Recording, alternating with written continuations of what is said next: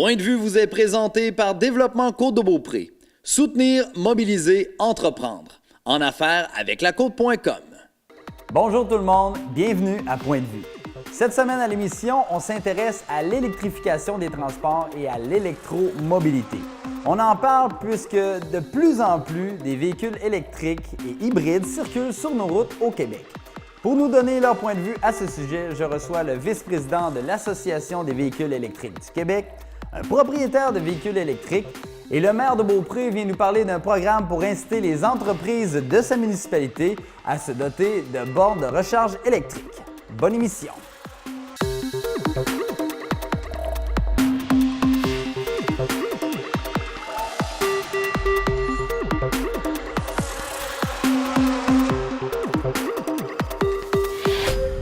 Je suis en compagnie de Richard Lemelin, le vice-président de l'Association des véhicules électriques du Québec. Monsieur Lemelin, bonjour. Bonjour. Bienvenue à Point de vue. Merci. Vous allez bien? Très bien, et vous? Super, merci. D'entrée de jeu, c'est quoi la mission de votre association? L'Association des véhicules électriques, comme le nom le dit, c'est de faire valoir les arguments pour le véhicule électrique, convaincre les gens que c'est une technologie d'aujourd'hui. C'est accessible, puis c'est vraiment quelque chose qui se mérite d'être découvert. Est-ce que c'est pour ça que vous avez décidé de vous impliquer au niveau de l'association? En fait, moi, je me suis informé en 2014 pour justement acquérir un véhicule électrique. Puis, j'ai eu l'information par l'association. Puis, c'est via cette association-là que j'ai eu les informations que ça me prenait pour acheter un véhicule. Puis, de fil en aiguille, là, je me suis impliqué de plus en plus dans l'association. Juste pour bien comprendre, là, pouvez-vous me faire la distinction entre véhicule électrique et véhicule hybride? OK. Alors, depuis environ 20 ans, il y a des véhicules hybrides sur le marché, comme par exemple Toyota vend des véhicules Prius depuis le début des années 2000. Ce sont des véhicules qui sont électrifiés, mais qui ne sont pas branchables. C'est-à-dire que ça consomme moins d'essence, puis c'est un véhicule qui réutilise l'énergie du freinage pour alimenter une petite batterie, ce qui permet de réduire la consommation d'essence. Mais quand aujourd'hui on parle de véhicules électriques, ce sont des véhicules vraiment qu'on appelle branchables, c'est-à-dire que là, il y a deux catégories. Il peut avoir les 100% électriques et les véhicules hybrides rechargeables. Et il y a une autre sous-catégorie qui est véhicules électriques à autonomie prolongée. Donc, si on y va dans l'ordre des 100% électriques, ce sont des véhicules qui n'ont aucun moteur à essence, aucune combustion et qui ne sont propulsés que par l'électricité de la batterie.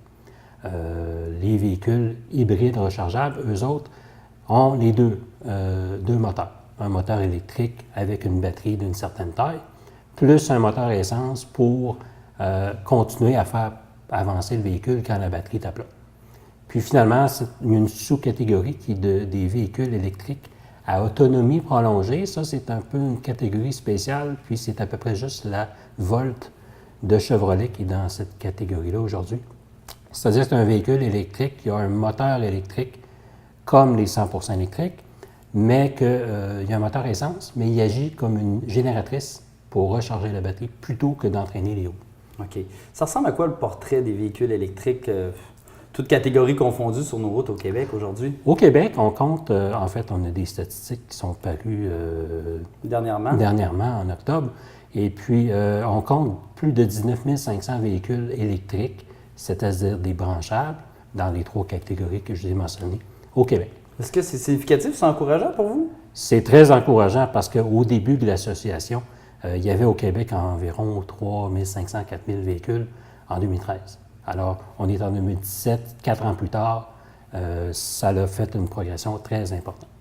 Est-ce que vous avez encore un travail, j'imagine, vous parliez d'information tout à l'heure, vous avez un travail pour convaincre les gens, d'information, de sensibiliser, parce que je pense que les gens sont peut-être réticents parce qu'ils n'ont peut-être pas la bonne information. Bien voilà, il y a souvent eu de la désinformation. Il y a aussi les véhicules qui datent d'un certain temps, c'est une industrie puis c'est une technologie qui évolue rapidement. Alors, les véhicules électriques de là 10 ans, c'est des véhicules qui n'allaient pas vite, qui avaient pas d'autonomie de la batterie. Très peu d'autonomie, des batteries d'une ancienne technologie. Donc, ça, il faut mettre ça de côté, il faut combattre ces anciennes technologies-là. Et puis maintenant, ce n'est plus du tout la même chose qu'auparavant. Est-ce que c'est dispendieux de se procurer un véhicule hybride ou électrique ou c'est accessible un peu pour tout le monde ou il faut calculer ça différemment? Parce que c'est assez cher là, à l'achat. Oui, à l'achat. Il faut bien le mentionner. À l'achat, c'est plus dispendieux. Mais il faut penser qu'il y a des coûts d'acquisition et il y a des coûts d'opération. Donc, quand on achète un véhicule à essence, on achète un véhicule, puis à mesure qu'on roule, on paie des pleins d'essence pour opérer le véhicule. Les pleins d'essence, des changements d'huile. Changement d'huile, d'entretien, voilà, c'est ça. Alors, un véhicule électrique est plus cher à l'achat, mais le coût pour opérer le véhicule est beaucoup plus bas en entretien. Puis évidemment, l'électricité au Québec, on a des tarifs très, très intéressants. Je vous donne par exemple, moi, qui avais un véhicule à essence auparavant, ça me coûtait environ 160 $ d'essence par mois. Et pour le même kilométrage, c'est-à-dire 20 000 km par année, ça me coûte à peine 25 $ d'électricité. Alors la différence... Et combien d'essence? Zéro? J'ai un véhicule 100% électrique. 100% électrique? Je mets zéro essence. Zéro essence? Ça me coûte 25 $ par mois, zéro changement d'huile. Pas de frein à changer parce qu'on récupère beaucoup l'énergie. Alors les freins sont très peu sollicités. Donc, tous les frais d'entretien sont beaucoup moins grands et en plus, pour rouler le même kilométrage, c'est environ 6 à 7 fois moins cher qu'à l'essence. Et au niveau de l'autonomie de la batterie, parce que c'est souvent ça quand on parle de véhicule électrique, peu importe, branchable, on parle d'autonomie de la batterie, tu ne peux pas te rendre très loin, il faut que tu planifies tes déplacements. Est-ce que c'est une perception qui est fondée ou c'est un peu erroné? C'est fondé. Ça a évolué, j'imagine, ça aussi avec le temps. Tout à fait.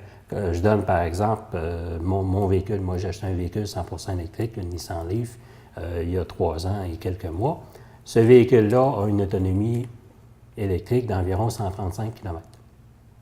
Donc, c'est sûr que pour faire des longs voyages, il faut prévoir un petit peu. Il y a des bornes de recharge rapide maintenant.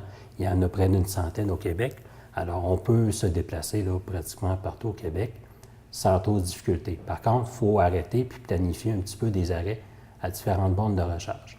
Pour quelqu'un qui songe à faire des parcours interurbains de façon occasionnelle, c'est généralement pas un problème. Par contre, pour la personne qui fait ça régulièrement, bien, à ce moment-là, un véhicule hybride rechargeable est peut-être une meilleure solution. C'est-à-dire qu'on peut rouler électrique pour tous les petits voyages au quotidien, mais on n'a aucune limite parce qu'on a un moteur essence pour faire des longs trajets.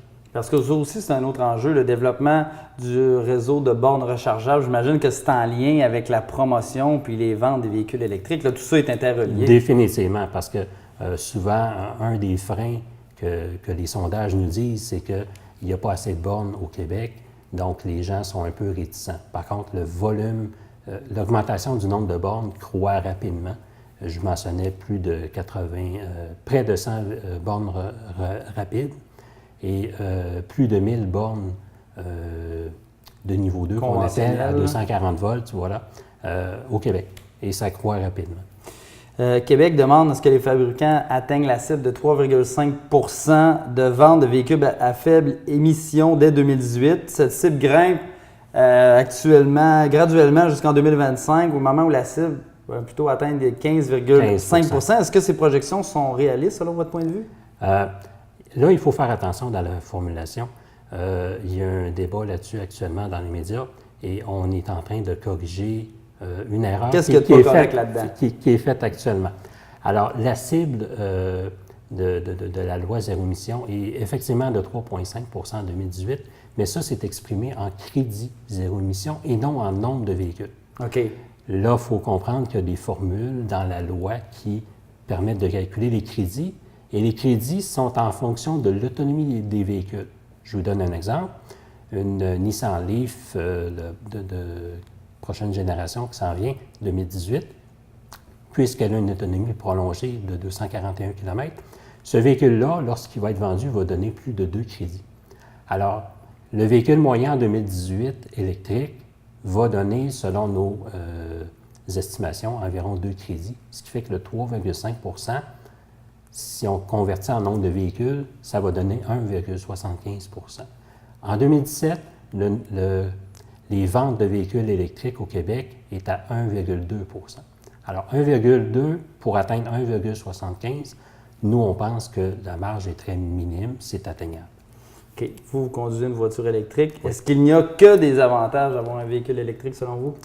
Bien, il y en a une foule, c'est-à-dire la conduite beaucoup plus zen.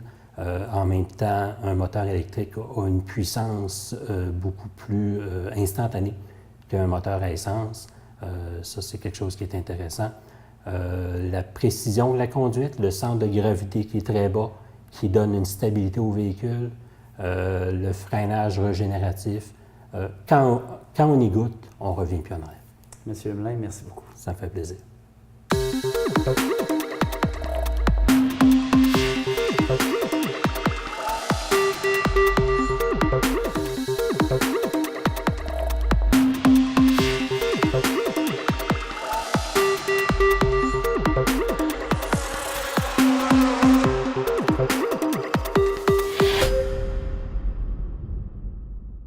Point de vue vous est présenté par Développement Côte-de-Beaupré.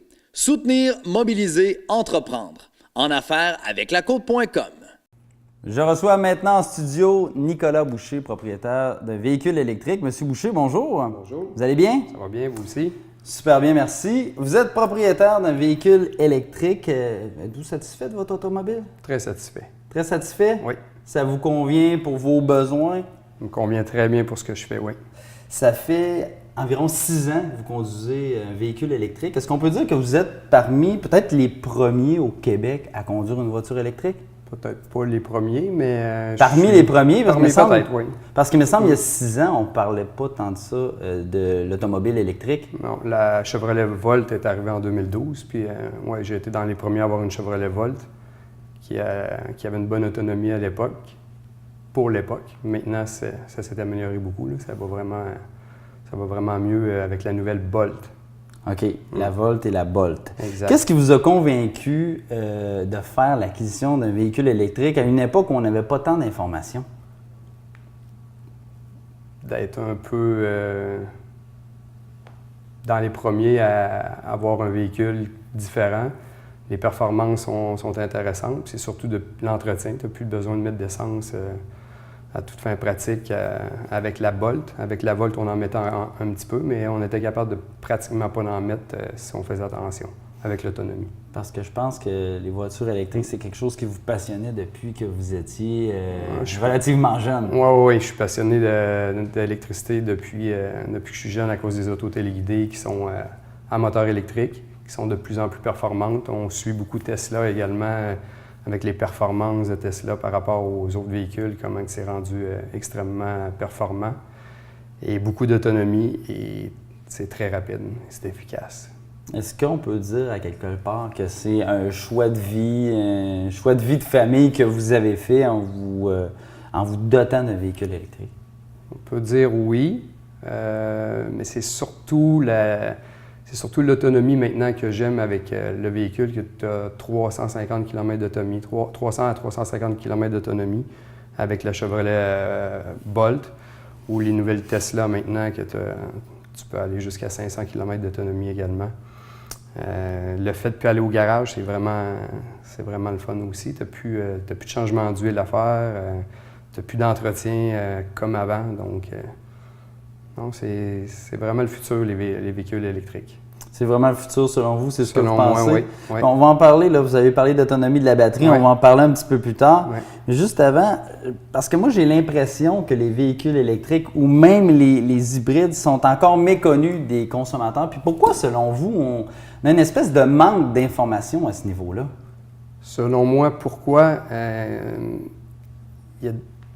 Les gens ne sont pas au courant de tout ce qui se passe. Il n'y a pas beaucoup de publicité sur les autos électriques encore.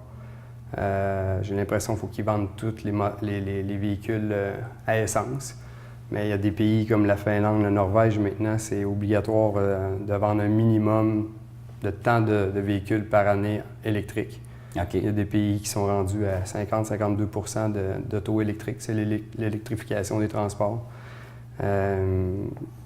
Parce que même des fois, on va chez un concessionnaire, on demande l'information au véhicule électrique, puis dès qu'ils sentent une hésitation, on a l'impression qu'ils nous redirigent vers un véhicule standard à moteur. Ouais. Mais ils ont beaucoup de difficultés à en avoir.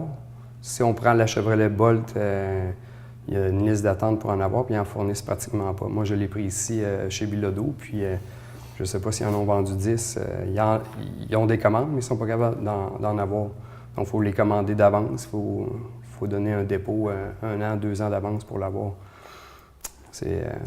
Mais c'est méconnu également. Les gens pensent qu'on va tomber en panne avec ça, mais on ne tombe pas en panne avec des bonnes autonomies. Là. Mais vous, ça vous a convaincu parce que vous êtes allé chercher l'information? Je suis allé chercher l'information sur Internet. Je suis ça depuis 2008. Je suis toujours en train de regarder qu'est-ce qui s'en vient, les nouvelles batteries, la technologie. Chevrolet Bolt, c'est vraiment un bon modèle pour rapport qualité-prix là, qui est abordable. Parce qu'il y a même des gens qui vous appellent pour valider leur choix. C'est un peu ça qu'on veut faire quand on fait la transition. Ils veulent savoir quoi, ces personnes-là qui vous téléphonent? Ils veulent savoir est-ce que je suis capable de me rendre à Montréal, comment ça fonctionne les bornes, comment on fait pour se brancher sur telle borne à Victoriaville, à Drummondville, à Montréal. C'est-tu compliqué? Puis tout ça. Maintenant, il y a des applications sur ton iPhone que tu sais exactement si les bornes sont disponibles ou pas. Donc, tu fais ton itinéraire normal, tu dis « OK, je m'en vais à Montréal ». C'est facile, tu regardes sur ton application et puis ça te dit « OK, Drummondville, 10 bornes, il y en a 8 de disponibles ». Puis ton temps de charge va être environ 11 minutes. C'est une alerte qui pop ou... Ben, non, tu as une application, donc, circuit électrique ou Tesla. Tu vois le nombre de bornes disponibles en temps réel. Puis je l'ai fait la semaine dernière, on est allé à Montréal. Ça disait, bon, arrête à Drummondville pour 11 minutes. On se branche 11 minutes, puis tu es capable de te rendre à l'aéroport. OK. Sans aucun problème. Donc, si on planifie, on est organisé, on ne devrait pas avoir de problème. Puis au niveau de l'autonomie de la batterie, est-ce que, selon vous, c'est un mythe à démystifier? Puis ce qu'on véhicule de l'autonomie de la batterie qui est assez restreinte, bien, c'est pas tout à fait ça, selon vous, dans la réalité? Non, la vraie réalité, c'est sur une Chevrolet Volt, si tu fais de la grande route, il annonce 65 km d'autonomie. Mais l'hiver, en bas de zéro, tu descends à 40-45 km. Parce que c'est pas beaucoup, là. Non, ça, c'est pas beaucoup, mais là, tu tombes en mode faire de la essence. Ville. Okay. Faire de la ville, c'est parfait, mais comme moi, je voyage de Mont-Saint-Anne, Lac-Beauport, matin et soir, ça, c'est parfait. C'est 65 km, donc je ne mets pratiquement pas d'essence.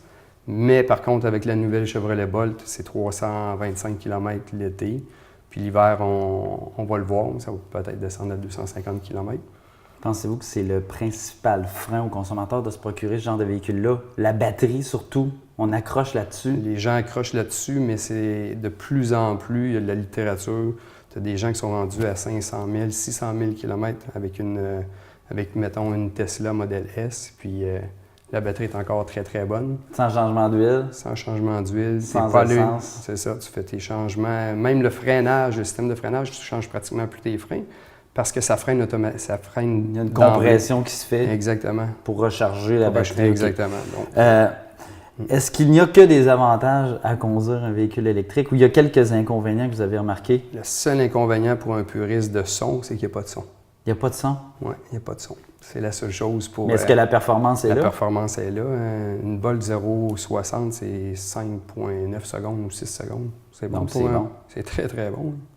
Je veux vous entendre parce que, visiblement, l'électrification des transports, l'électromobilité, ça vous tient à cœur. Puis vous avez même fait des demandes à la municipalité de Saint-Féréol-les-Neiges pour peut-être donner un crédit pour les personnes qui voudraient acheter des bornes électriques ou même se procurer un véhicule électrique. J'aimerais ça vous entendre là-dessus. Si je mets mon chapeau de promoteur immobilier dans la région ici, à Saint-Féréol, en fait, ce que j'ai demandé à la municipalité, c'est ma vision des choses, c'est de peut-être donner un crédit sur une borne ou payer une borne électrique. Ce qui fait que les gens, si tu ne mets plus d'essence, tu n'as plus besoin d'arrêter, mais si tu travailles à Québec, tu voyages Mont-Saint-Anne, Saint-Féréol, au centre-ville, tu mets 0 essence, tu n'as pas besoin d'arrêter, et puis tu te branches à ta maison et tu te rebranches en ville si tu as besoin.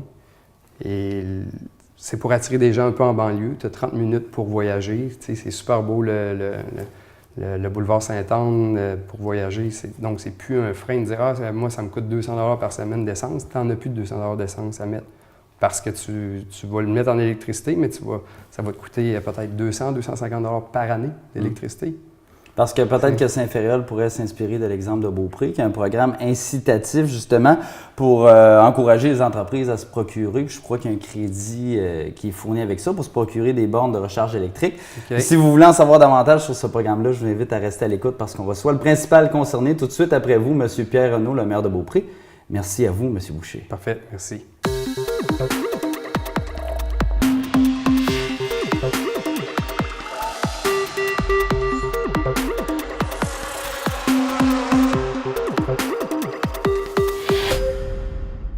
Point de vue vous est présenté par Développement Côte-de-Beaupré. Soutenir, mobiliser, entreprendre. En affaires avec lacôte.com. Mon dernier invité cette semaine, Pierre Renaud, le maire de Beaupré. Monsieur Renaud, bonjour. Bonjour. Est-ce que la ville de Beaupré veut devenir une ville branchée? Oui, autant que faire se peut, nous incitons les entreprises à venir s'établir chez nous, mais aussi, si elles veulent participer au circuit branché des voitures électriques, bien effectivement, on aide celles-ci en leur aidant avec une subvention importante pour nous, importante pour eux aussi, on l'espère, mais néanmoins, surtout importante pour les usagers des voitures électriques. On va en parler dans le détail parce que vous avez un programme vert pour soutenir financièrement les propriétaires d'entreprises de votre municipalité à se doter d'une borne de recharge électrique. Pouvez-vous me parler dans le détail de ce programme-là? En quoi ça consiste? Bien, écoutez, Hydro-Québec a, par le passé, toujours sollicité les municipalités à embarquer dans leurs projets de villes branchées, de villes qui permettent d'offrir des bornes de recharge. La ville de Beaupré n'a pas été sourde à ça. Et en avril 2016, on a proposé aux membres du conseil, s'ils étaient intéressés à offrir un programme justement aux entreprises. Les membres du conseil ont répondu favorablement. Et ça nous a amené à une politique d'investissement de 1 000 $ par borne de recharge. Il faut dire que le tout se met à l'intérieur d'une politique économique qui fait en sorte que les entreprises qui viennent s'établir chez nous peuvent profiter aussi de subventions connexes qui viennent, entre autres, les aider à s'établir ici. Et on a donc c'est tout jumelé ensemble. Tout jumelé ensemble. On a 100 000 $ réservés annuellement pour les entreprises qui viennent s'établir chez nous. On a, il y a un an et demi, nous avons donné des montants d'argent à la firme pas Horace Communication, mais Horace Audition, là, sur le boulevard Beaupré, qui a reçu des sommes d'argent. Unico en est, elle aussi, une firme. Donc, quand même, cette enveloppe-là. Exactement. Et ça, on se concentre sur ce qui est... borne de recharge. Oui, électrification des transports. Donc, dans le cadre de votre programme, c'est ça, il y a des montants d'argent qui sont mis dans cette double enveloppe-là, qui est prévue pour les entreprises. Mais est-ce que la municipalité, c'est ça, vous me disiez qu'à la base, vous aviez un intérêt pour ce qui est électrique? Oui, effectivement. Nous, on veut aider nos entreprises, dont le plus grand, si on veut, destinataire, qui est le Mont-Saint-Anne. Donc, l'idée première, c'était de dire, étant donné qu'il y a une clientèle de masse qui viennent à chaque année, à chaque fin de semaine, donc, ce serait normal qu'il y ait au moins une borne de recharge là. Donc, on a sollicité les gens du Mont-Saint-Anne, on leur a fait part de notre intérêt. Et donc, probablement que dans le futur, s'ils font des aménagements, ils vont venir cogner à notre porte. Parce que je pense qu'il y a déjà une borne Tesla au Mont-Saint-Anne. Oui, il y a une borne Tesla, mais sauf que ça s'adresse uniquement aux propriétaires de voitures Tesla. Nous, on veut aller de façon beaucoup plus pragmatique vers l'ensemble des usagers des voitures électriques. Mais le grand objectif, est-ce que c'est créer un réseau un peu de bornes à Beaupré pour éventuellement que ces gens-là, s'il y a une borne, bien, les clients ou ces personnes-là qui ont des véhicules électriques, bien, ils disent, bien, on va arrêter à Beaupré, mais en même temps, on va recharger notre véhicule. C'est ça la stratégie? C'est sûr que c'est ça la stratégie. Et d'autre part, c'est de faire en sorte qu'on établisse un circuit de bornes de recharge dans l'est de la province. Donc, il y a déjà une borne de recharge à Saint-Tite-des-Capes pour les usagers du sentier des Capes, mais néanmoins, pour se rendre jusqu'à des villes importantes sur la Côte-Nord, je ne suis pas certain que les bornes de recharge sont toutes au rendez-vous. Donc, pour susciter l'intérêt du développement du circuit, donc on a pensé faire un investissement dans ce sens. Si vous parlez d'un budget de 1 000 $ par borne, ça coûte combien une borne environ? Une borne qu'on pourrait dire efficace, c'est au moins 10 000 $. Une borne très rapide, ça peut se chiffrer à 50 000 $. Donc, c'est un montant symbolique, là, c'est un petit incitatif. C'est un petit incitatif, mais qui, pour les entreprises intéressées, n'est pas sans intérêt. Là. Si, par exemple, je suis une entreprise puis moi, je décide d'aller vous voir, comment ça fonctionne? Je deviens tout de suite admissif ou je présente un projet? Comment ça marche? Vous présentez un projet, des pièces justificatives. Règle générale, la façon de procéder, c'est qu'une fois la bombe qui est mise en place, donc vous présentez des pièces justificatives. OK, une fois que c'est fait. Oui, effectivement, avec photo à l'appui. Nous, par la suite, on envoie le montant d'argent. C'est exactement le même principe dans notre politique de développement économique. Tout est fait en fonction des pièces justificatives. OK, excellent. À Beaupré, vous êtes une des premières municipalités, sinon la première à avoir une politique du genre. Oui. Qu'est-ce que vous avez vu là-dedans que les autres n'ont pas vu encore? Bien, ce qu'on a vu là-dedans, c'est la possibilité de faire de la rétention de clientèle. C'est ça le but premier. C'est d'amener une clientèle spécifique à des endroits stratégiques et faire de la rétention, les garder ici. Sinon, ça devient un simple usage. C'est pas comme prendre un café. C'est beaucoup plus pour dire, vous venez ici, vous attendez, donc profitez évidemment des attraits de la région. Est-ce qu'il y a une première entreprise jusqu'à maintenant? Vous dites avoir approché le Mont-Saint-Anne, mais est-ce qu'il y a une première entreprise jusqu'à maintenant qui a fait l'acquisition ou qui a profité de ce programme-là? Non, pas encore. Pas encore? Pas encore, mais on est à même de développer notre politique, de publiciser davantage notre politique de développement économique.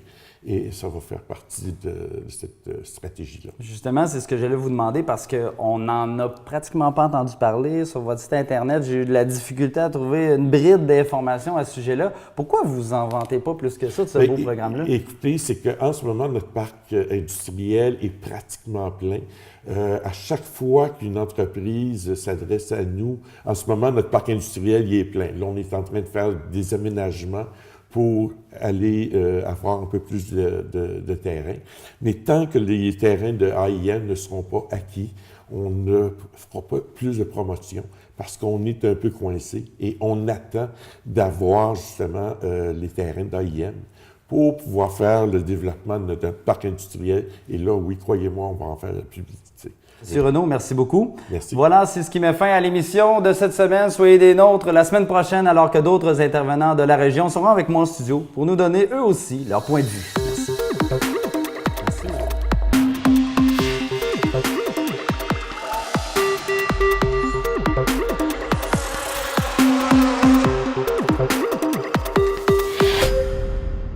Point de vue vous est présenté par Développement Côte-de-Beaupré.